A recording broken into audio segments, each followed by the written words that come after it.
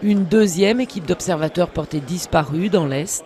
L'Organisation pour la sécurité et la coopération en Europe a perdu depuis hier le contact avec cette équipe dans la région de Lugansk. L'OSCE était déjà sans nouvelles de 4 autres observateurs.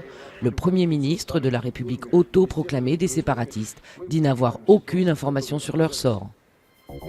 Il voulait s'inviter à l'inauguration du musée Soulages. Quelques dizaines de manifestants avaient prévu un comité d'accueil pour François Hollande à Rodez.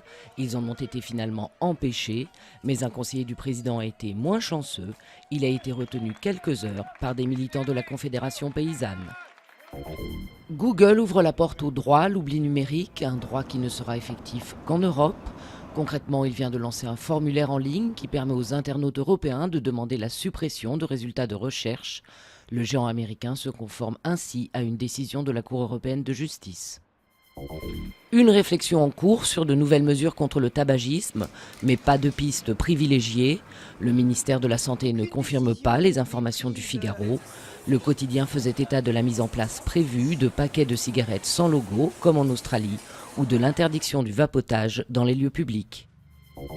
Ce n'est peut-être pas le marathon le plus couru du monde, mais c'est celui qui se court à l'altitude la plus élevée, au pied de l'Everest, à plus de 5000 mètres.